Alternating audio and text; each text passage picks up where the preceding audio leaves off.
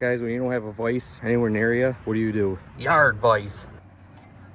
Degens and Derelicts, welcome back. We're gonna move right into part 4 of this motor bicycle series.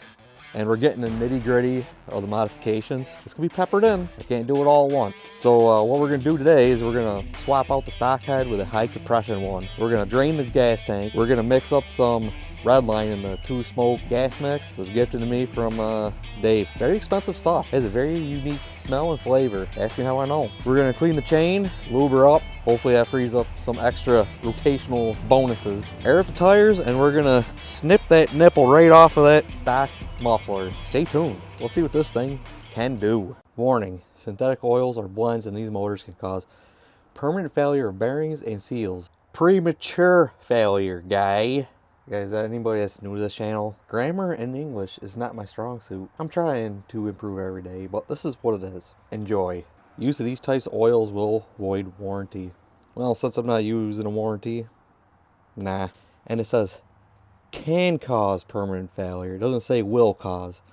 And besides, I do this for entertainment, and I'm not going to have no piece of paper on the internet telling me what I'm going to do. I do what I want. What? Caution. Do not refer to the internet for help. Yeah, we're going to disregard that. You guys have been helping me all along. We've been having a blast too, haven't we? Getting this gas out to make room for the red line. We don't need it contaminated. And why not just make the rest? There. Cold snack engaged. As you guys can already tell, since I already mentioned in the previous clip, I'm going to do what I want. I'm going to throw this full synthetic Redline 2-smoke juice right in the fresh 87 gasoline. This 2-smoke juice is pretty expensive. It's like $73, $75 a gallon on eBay. So I'm going to dump about that much in. I guess that's a couple, 2-3 ounces. Whatever Dave said it was. I'm not going to measure it.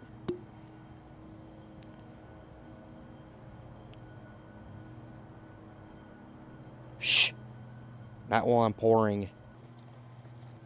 So Redline is stuff that 2-stroke racing equipment uses. There's some claims that it could unlock some hidden horsepower, and that's what we're aiming to do.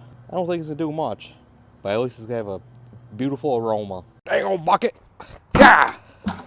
So one would say that this video is kind of sponsored, but not really. Dave from coldsmoke, he gifted me another part. I wasn't planning on doing this today, but here we are. You get an opportunity like this, you just got to do it. So we're gonna rip this food stamp head off and put a high compression one on. We're gonna start taking this beautiful spark plug out of here. This is the first time I had this spark plug out, so we're gonna do a little read on it. It doesn't look too bad. Yeah, there's barely any soot on it. Like a hemisphere there. All the compressions are gonna be funneled right into that spark plug. I wonder if that's gonna do anything.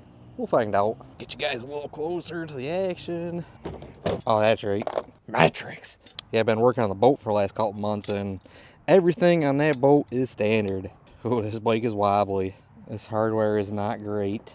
I highly recommend replacing the hardware that comes with the kit, because these capped nuts, they like to strip out. It's like 2 grades harder than aluminum foil, guys. See if we can see what's going on in here. That looks spotless, guys.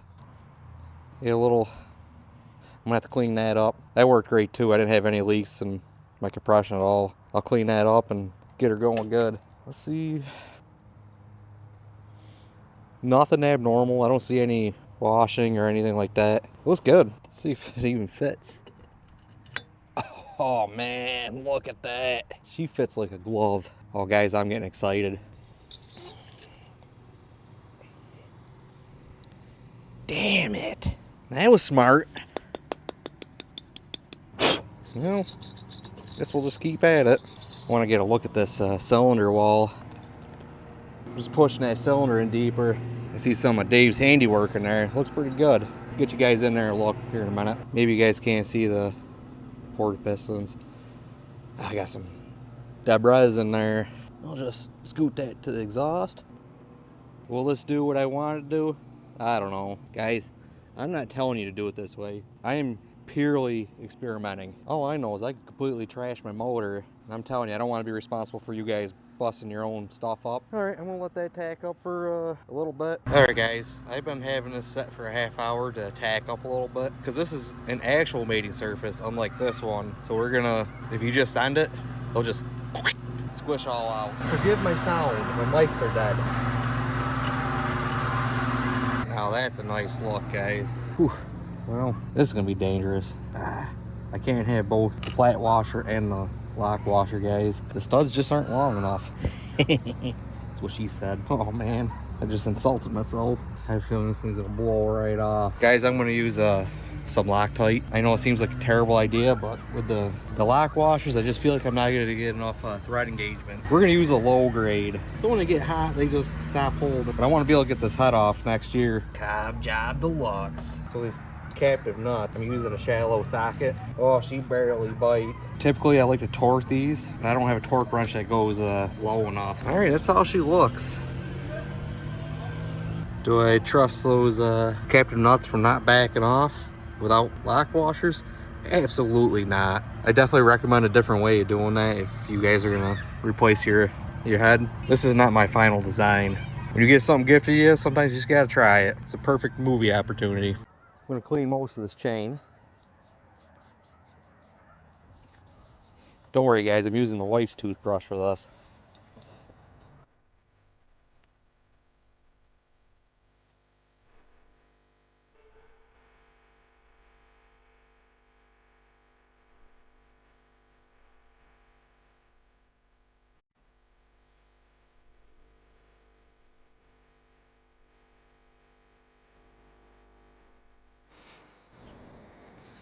Some 90 weight? Sure. Guys, I'm using what I have.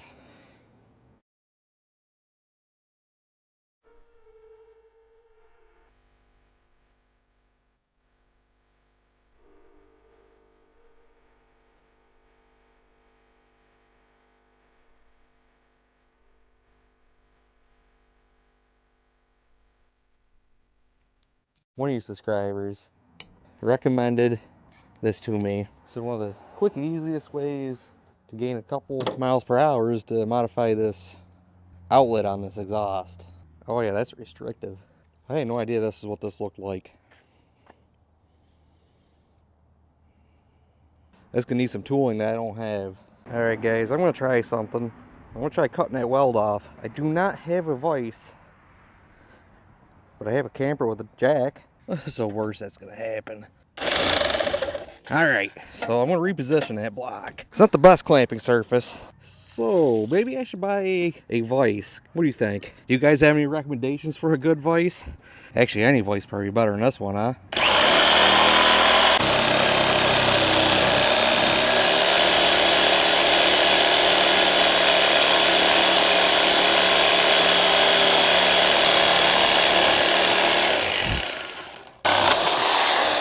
You think that's hot? I wonder if it's hot all the way through here. We might be able to punch that out. What do you guys think?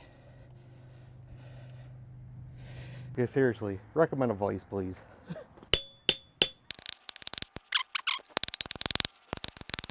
I feel like a caveman.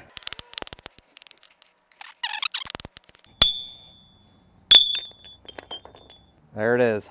Stinger removed. Oh, it's still hot. Ah, oh, Jesus, still hot. Whew. This is not my forever exhaust, guys.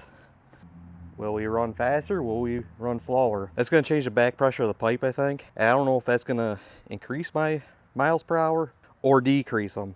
This is why we're doing the experiment. I hope you guys learned something from me, even if it's wrong. All right, safeties. I gotta move that cold snack holder.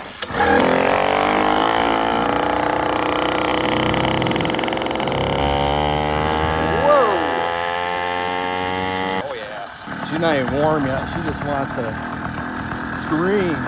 Well, it sounds cooler. So here we go again. Gonna zip tie my 13 Pro Max.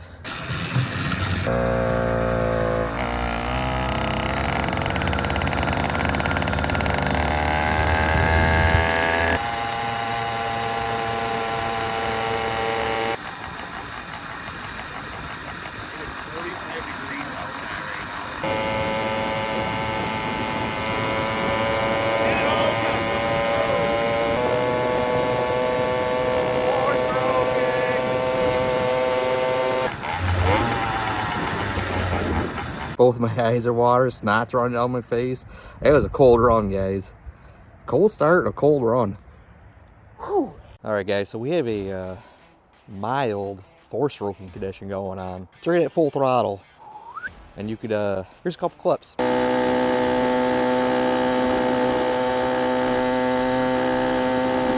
So you hear where it's, when we're full catch up, and it's going bzzz, bzzz, bzzz.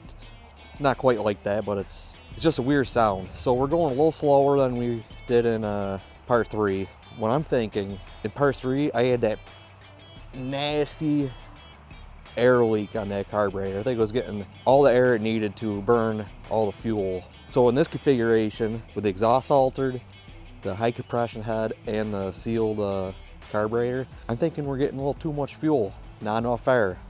So it's four-stroking. So, oh wait, some of you guys don't know four-stroking on a two-smoke, do you?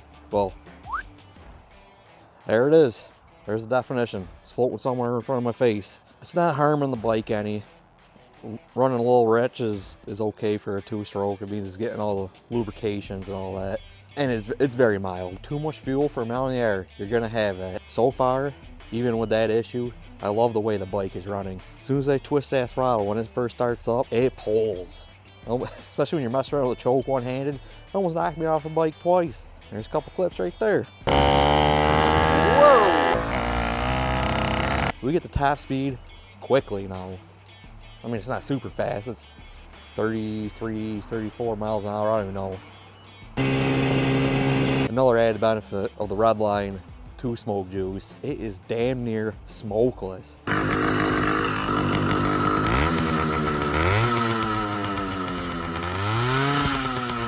Has a pretty okay smell. I'm enjoying it. Use Redline Mix at your own risk. I am not telling you to use it. You already know the warning right in the manual at the beginning of the show. Be careful. Thank you for watching ColdStart Garage. It's been an awesome first year at this. Do the subscribe thing. It motivates me to keep making these videos.